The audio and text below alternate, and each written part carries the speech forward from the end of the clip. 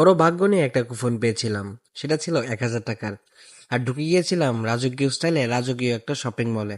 এখানে গিয়ে যা দেখলাম, প্রত্যেকটা জিনিসের দাম পুরো আকাশ কোনো কিছু ছোঁয়া। চিন্তা না করে ফোনটা বের করে ভিডিও করতে লাগলাম। মানুষকে তো দেখাতে হবে আমি রাজকীয় শপিং মলে শপিং করতেছি, এটাই হচ্ছে সবচেয়ে বড় কথা। কিনা না কিনা ডাজেন্ট ম্যাটার। তারপর ভাবলাম কিছু একটা কিনে, যা একটা তেলের বোতলে কিনে ফেলি।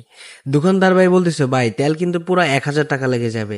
আমার কুপনই আছে মাত্র ১,০০০ টাকা, আবার তেল কিনলে আমি অন্য বাকি সব কিনবো কি করে? তারপর আমি দেখতেছিলাম চালের দাম। বাহ, এখানে চালের দাম হচ্ছে মিনিকেট রাইস হচ্ছে ৬৪ টাকা কেজি। এখানে বিভিন্ন রকমের ৪-৫ রকমের চাল ছিল, আমি সবগুলো দেখলাম। তারপর পুরো শপিং মলটা ঘোরার পরে ভাবলাম যদি কিছু না কিনি তাহলে মান সম্মান একবারে লসে যাচ্ছে, কিছু একটা কিনে ফেলি।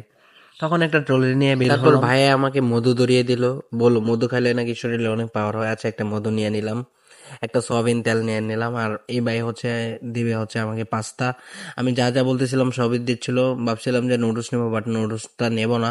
তারপর 2টা পাস্তা নিলাম। 2টা পাস্তা নেওয়ার পর হচ্ছে একটা সস নেব, অ্যান্ড ইচ এন্ড এভরিথিং। এইগুলোই হচ্ছে আমার কুপনের সব টাকা শেষ, অ্যান্ড এক্সট্রা অতিরিক্ত বেশি টাকা লাগছে আমার। অ্যান্ড অবশেষে বিলের পালা, অ্যান্ড ১,০০০ টাকার কুপন হয়ে গেছে ১৭০০ টাকা। কিভাবে বাড়ছে আই ডোন্ট নো। বিল তো দিতে হবে।